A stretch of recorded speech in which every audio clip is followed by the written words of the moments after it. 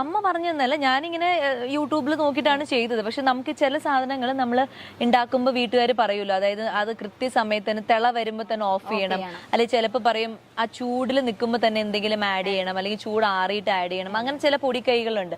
അതെവിടെയോ ഒന്ന് മിസ്സായി. അത് എന്താണ് ഞാൻ ഇതുവരെ കണ്ടുപിടിച്ചിട്ടില്ല. പായസം പിരിഞ്ഞു പോയി. എന്താ ഒന്നുകൂടെ ഉണ്ടാക്കി നോക്കാം, അപ്പൊ നമുക്ക് അറിയാലോ എന്താണ് മിസ്റ്റേക്ക് പറ്റിയത്. ഓക്കെ, അപ്പൊ അടുത്ത ക്വസ്റ്റ്യൻ, നമുക്കിനി ഒരുപാട് അസുഖങ്ങളൊക്കെ വരുമല്ലോ. അപ്പൊ ചേച്ചിക്ക് ഇഷ്ടമല്ലാത്തൊരു അസുഖം എന്തോ? ഇത് വന്നു കഴിഞ്ഞാൽ മെനക്കേടാണ്. എനിക്ക് ജലദോഷം വരുന്നത് ഇഷ്ടമല്ല. ജലദോഷം വന്നു കഴിഞ്ഞാൽ ഒരുമാതിരി അതായത് ജലദോഷം എന്ന് പറയുമ്പോ തന്നെ കുഞ്ഞ് അസുഖമാണ്. ശരിക്കും പറഞ്ഞാൽ വലിയ പേടിക്കേണ്ടാത്ത ഒരു പാവ അസുഖമാണ്.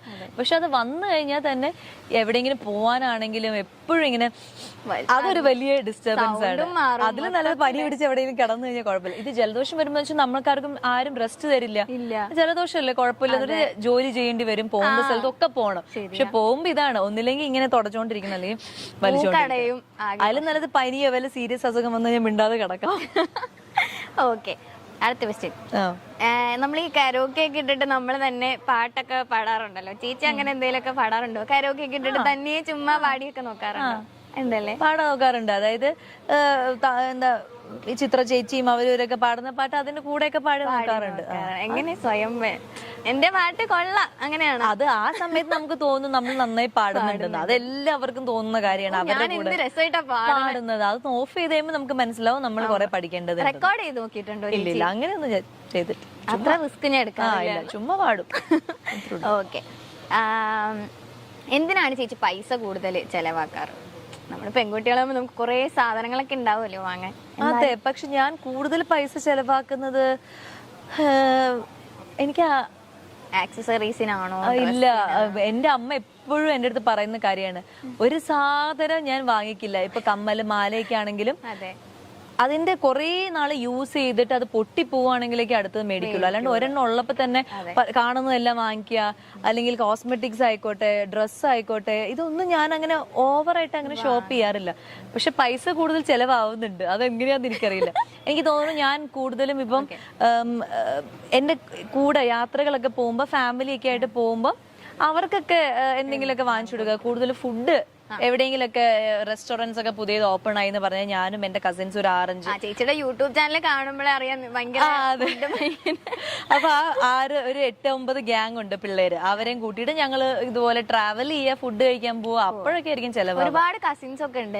എനിക്കൊരു 8 പേരുണ്ട് എപ്പോഴും സ്ഥിരമായിട്ട് കൂടെ എല്ലാത്തിനും വരുന്ന ഒരു 8 പേര്. അത് കൂടാണ്ട് വേറെ കുറെ കസിൻസ് ഉണ്ട്.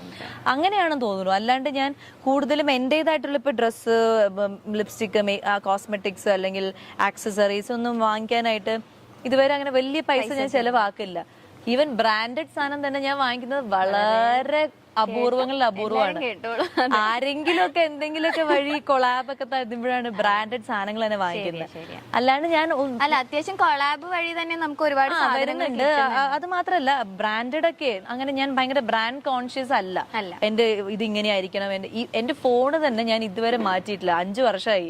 8+ ഞാൻ ഇപ്പോഴും നിൽക്കുന്നത്. എനിക്ക് അത് വലിയ ക്രേസ് ഇല്ല. ഓക്കെ, വേഗം തന്നെ ഒരു ഫോണ് വാങ്ങിക്കണം, എന്താ അറിയില്ല, ഒരു ചെറിയ പിശുക്ക് ഉണ്ടാവും, അതായിരിക്കും, അറിയില്ല. അല്ല, അത് കുഴപ്പമൊന്നുമില്ല. അത് ലൈഫിൽ കുറച്ച് പിശുക്കൊക്കെ നല്ലതാണ്. പിന്നെ നമുക്ക് കൺട്രോളിലാണ് ചെലവാക്കി തീർത്ത് കളയും. ഓക്കെ, വേറെ അറിയുന്നു ഇപ്പം ഇംഗ്ലീഷ് മലയാളം ഒക്കെ അല്ലാതെ ചേച്ചിക്ക് വേറെ ലാംഗ്വേജസ് ഏതൊക്കെയാ? എനിക്ക് ഹിന്ദി അത്യാവശ്യം സംസാരിക്കാൻ അറിയാം, തമിഴ് സംസാരിക്കാൻ അറിയാം, തെലുഗു ഒക്കെ കേട്ടാൽ ഇങ്ങനെ മനസ്സിലാക്കിയിട്ട് ഒരു തട്ടിമുട്ടിയൊക്കെ പോകാൻ പറ്റും. പിന്നെന്താ കേൾക്കാൻ ഇഷ്ടമല്ലാത്തൊരു വേർഡോ? എപ്പോഴും അമ്മയൊക്കെ ആണെങ്കിലും അല്ലെ ആരെങ്കിലും ഒക്കെ എന്തെങ്കിലും എപ്പോഴും പറയുമ്പോ എപ്പോഴും ഇത് കേൾക്കണമല്ലോ. അമ്മ എപ്പോഴും എന്നോട് പറയുന്നത് എന്താന്ന് പറഞ്ഞു കഴിഞ്ഞാൽ, അമ്മ കുറെ പറയും ഞാൻ അത് ചെയ്തില്ല, ഞാൻ ഇത് ചെയ്തില്ല, മടിയാണ്. പക്ഷെ എനിക്ക് വലിയ മടിയുള്ളതായിട്ട് എനിക്ക് തോന്നിയില്ല. പക്ഷെ അമ്മ പറയും എനിക്ക് ഭയങ്കര മടിയാണ്. എല്ലാ അമ്മമാരും അങ്ങനെ പറയും. ശ്രദ്ധയില്ല, അമ്മ പറയും ശ്രദ്ധയില്ല, അതാണ് ഇതാണ് എന്നൊക്കെ പറയും. അല്ലാണ്ട് എനിക്ക് കേൾക്കാൻ ഇഷ്ടമല്ലാത്ത വേർഡ് എന്ന് ചോദിച്ചു കഴിഞ്ഞാൽ, എനിക്ക് മറ്റുള്ളൊരു, അതായത് ഇപ്പൊ ഞാൻ ഒരു കാര്യം പറയാന്ന് വെച്ചു, ഇപ്പൊ എന്താ പേര്? പാർവതി. പാർവതി, നമുക്ക് ഒന്ന് അത് ചെയ്യണം എന്ന് പറയുമ്പോ പാർവതി പറയാണ് നാളെ ചെയ്യാം, ഇന്ന് വയ്യ. അതെനിക്ക് ഇഷ്ടമല്ല. ഒരു കാര്യം നമ്മൾ ഡിസൈഡ് ചെയ്ത് നമ്മൾ അപ്പൊ തന്നെ ചെയ്യണം. അത് എന്ത് കുഞ്ഞു കാര്യമാണെങ്കിലും അത്. അല്ലാണ്ട് ചില ആൾക്കാര് ഒരു റീസണും ഇല്ലാണ്ട് നാളെ ചെയ്യാന്നേ പിന്നെ എന്ന് പറയും. അത് അത് മറ്റുള്ളവർ പറയുന്നത് കേൾക്കാൻ എനിക്ക് ഇഷ്ടമല്ല. ഞാൻ പറയാറുണ്ടോ എന്ന് ചോദിച്ചു കഴിഞ്ഞാൽ അറിയില്ല, ഉണ്ടാവായിരിക്കാം. പക്ഷെ എന്തെങ്കിലും അത്യാവശ്യ കാര്യങ്ങൾ, അതായത് നമ്മുടെ വർക്ക് റിലേറ്റഡ് ആയിട്ടുള്ള കാര്യങ്ങളോ അങ്ങനെയൊക്കെ വരുമ്പോൾ ഞാൻ പറയാറില്ല എന്നാണ് എനിക്ക് തോന്നുന്നത്. അല്ലാണ്ട് ഇപ്പൊ എവിടെയെങ്കിലും പോവാം, വാ നമുക്ക് ഇന്ന് അവിടെ പോവാം, ബിരിയാണി കഴിക്കാൻ പോകുന്ന ചിലപ്പോൾ ഞാൻ പറയായിരിക്കും നാളെ പോവാം അങ്ങനെ. എന്നാൽ നമുക്കിനി അടുത്ത ഒരു സെഗ്മെന്റിലേക്ക് പോവാം. ചെറിയൊരു ടാസ്ക്, ഒരു കുഞ്ഞു ടാസ്ക്. ചേച്ചിയുടെ ഏതെങ്കിലും ഒരു സെലിബ്രിറ്റി ഫ്രണ്ട്, ഒരുപാട് ഫ്രണ്ട്സ് ഉണ്ടാവുമല്ലോ, അപ്പൊ ആരെങ്കിലും വിളിച്ചിട്ട് August 25 നമ്മുടെ കുടുക്ക് 2025 റിലീസാണ്, പോയി കാണണം ഒന്ന് പറയണം. അവരെ വിളിച്ചിട്ട് ഞാൻ ഇത് മാത്രം പറയണം. ആരാ? എല്ലാരും ഓരോ, ഞാൻ അനുശ്രീ ഒന്ന് ട്രൈ ചെയ്ത് നോക്കാം. അവൾ എവിടെയോ യാത്രയിലാണ്, എനിക്കറിയില്ല ഫോൺ എടുക്കുമെന്ന്. സ്പീക്കറിൽ ഇടണോ? വേണ്ടല്ലോ, സ്പീക്കർ ഇടണം, ഞങ്ങൾക്ക് കേക്കണ്ടേ. അനു നീ എവിടെയാ? അവിടെ സ്റ്റോറി ഇടണ അത് പിന്നെ ഇടാം. തൽക്കാലം ഞാൻ ഒരു കാര്യം ഓർമ്മിപ്പിക്കാൻ വിളിച്ചതാ.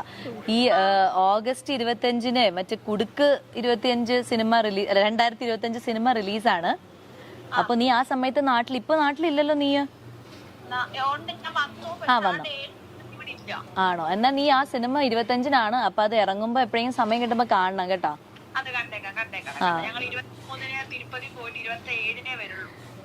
അത് ശരി. ഓക്കെ. അപ്പൊ ഇന്ന് ഞാനിപ്പോ ഈ കുടുക്കിന്റെ ഒരു പ്രൊമോഷന് വേണ്ടി നിൽക്കുകയാണ്. അപ്പൊ അവരെന്റെ അടുത്ത് പറഞ്ഞു എന്റെ ഒരു ബെസ്റ്റ് ഫ്രണ്ടിനെ വിളിച്ചിട്ട് കുടുക്ക് കാണാൻ പറയണമെന്ന്. അപ്പൊ ഞാൻ പറയും ഓക്കെ, അനുവിനെ വിളിച്ചിട്ട് പറയാന്ന് പറഞ്ഞു. അതേ ഉള്ളു. അപ്പൊ എല്ലാരും കേട്ടല്ലോ, അവള് കാണും എനിക്ക് ഉറപ്പാ. പിന്നെ നീ സ്റ്റോറി ഇട്ടോ, നിനക്ക് സമയം കിട്ടുമ്പോ ഇട്ടോ. ഓക്കേടാ. ഞങ്ങളുടെ നമ്മുടെ ലൈഫ് എക്സ്പീരിയൻസ് ഒക്കെ എത്രയോ വർഷം മുമ്പുള്ള, അതൊക്കെ എനിക്കിപ്പോ ഓർമ്മയില്ല. രണ്ടുപേരും കൂടെ ഒരുമിച്ചുള്ള 12 വർഷം മുമ്പ്. എത്ര വർഷമായി?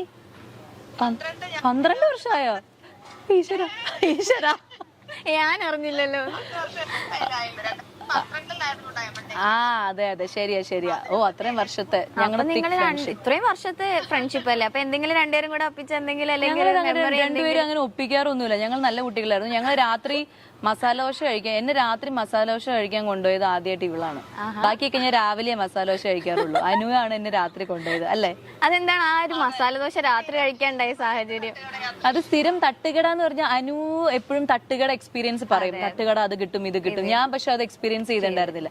അപ്പൊ അങ്ങനെ ഇവള് പറഞ്ഞിട്ടാണ് ഞങ്ങൾ തട്ടുകടയിൽ പോയി പൊറോട്ട, ബീഫ്, മസാല ദോശ തുടങ്ങിയ ഭക്ഷണങ്ങളൊക്കെ കഴിക്കുന്നത്. അതാണ്. ഓക്കേടാ, ശരി. ബൈ. താങ്ക് യു ചേച്ചി. അതെ, അപ്പൊ അതാണ് ഇപ്പൊ പറഞ്ഞപ്പോഴാണ് അനുവാണ് എനിക്ക് തോന്നുന്നു എന്റെ ഇൻഡസ്ട്രിയിലെ ഏറ്റവും ഒരു ക്ലോസ് ഫ്രണ്ട് എന്നുള്ള രീതിയിൽ അനുവാണ്. ഞങ്ങളുടെ ആ ഒരു റിയാലിറ്റി ഷോ മുതലുള്ള ഒരു പരിചയമാണ്. ഓക്കെ ചേച്ചി, അപ്പോ thank you so much. Task എല്ലാം ചേച്ചി വളരെ ഗംഭീരമായി കംപ്ലീറ്റ് ചെയ്തിരിക്കുന്നു. ഓക്കെ, അപ്പൊ എന്തായാലും all the best. Kudukku 2025 movie 1 hit ആവട്ടെ. പോലെ തന്നെ നമ്മളെല്ലാരും ഭയങ്കര കണ്ടിട്ട് അഭിപ്രായങ്ങൾ തീർച്ചയായിട്ടും പറയും. ഓക്കെ ചേച്ചി, all the best. Thank you. കഴിഞ്ഞ വർഷമായിരുന്നു നടിയും അവതാരകയുമായ സ്വാസിക വിജയ് വിവാഹിതയായത്. ടെലിവിഷൻ താരവും മോഡലുമായ പ്രേം ജേക്കബ് ആണ് നടിയുടെ ഭർത്താവ്. സുരേഷ് ഗോപി, ഇടവേള ബാബു, രചന നാരായണൻകുട്ടി, മഞ്ജു പിള്ള, സരയു തുടങ്ങി നിരവധി പേർ വിവാഹത്തിൽ പങ്കെടുക്കാൻ എത്തിയിരുന്നു. ഏറെ നാളത്തെ പ്രണയത്തിന് ശേഷമാണ് ഇരുവരും വിവാഹിതരായത്. കഴിഞ്ഞ വർഷം ഇതേ ദിവസമായിരുന്നു വിവാഹം. 1ാം വിവാഹ വാർഷികത്തിൽ വീണ്ടും വിവാഹിതരായിരിക്കുകയാണ് താരദമ്പതികൾ ഇപ്പോൾ. ഇതിന്റെ വീഡിയോ പ്രേം സോഷ്യൽ മീഡിയയിൽ പങ്കുവച്ചിട്ടുണ്ട്. തമിഴ് ആചാരപ്രകാരമാണ് ചടങ്ങ് നടന്നത്. 1 വർഷം വളരെ പെട്ടെന്ന് കടന്നുപോയി. തമിഴ് ആചാരത്തിൽ വീണ്ടും വിവാഹിതരാകാൻ ഞങ്ങൾ തീരുമാനിച്ചു. ഇത് മനോഹരമാക്കി തീർത്ത എല്ലാവർക്കും നന്ദി. ഷൂട്ടാണെങ്കിലും ഞങ്ങൾ രണ്ടുപേർക്കും ഇതൊരു യഥാർത്ഥ കല്യാണമായി തോന്നി. എല്ലാവരോടും സ്നേഹം എന്ന അടിക്കുറിപ്പോടെയാണ് പ്രേം വീഡിയോ പങ്കുവച്ചത്. വീഡിയോയ്ക്ക് താഴെ നിരവധി പേരാണ് താരദമ്പതികൾക്ക് ആശംസകൾ അറിയിച്ചുകൊണ്ട് എത്തിയിട്ടുള്ളത്. വൈഗ എന്ന ചിത്രത്തിലൂടെയാണ് സ്വാസികയുടെ സിനിമ അരങ്ങേറ്റം. റാട്ട്, കുമാരി, ഉടയോൾ, 10ാം വളവ്, ഇട്ടിമാണി, മെയ്ഡ് ഇൻ ചൈന, കാറ്റുമഴയും, സ്വർണ്ണക്കടുവ, കുട്ടനാടൻ മാർപ്പാപ്പ, അറ്റ് വൺസ്, ഒറീസ, സ്വർണ്ണ മത്സ്യങ്ങൾ, അയാളും ഞാനും തമ്മിൽ, ബാങ്കിംഗ് അവേഴ്സ്, മോൺസ്റ്റർ, ചതുരം, വാസന്തി തുടങ്ങിയവയാണ് സ്വാസികയുടെ പ്രധാന ചിത്രങ്ങൾ. വിവേകാനന്ദൻ വൈറലാണ് സ്വാസികയുടെ ഒടുവിൽ റിലീസിനെത്തിയ ചിത്രം. കൂടാതെ സീരിയലുകളിലും അഭിനയിച്ചിട്ടുണ്ട്.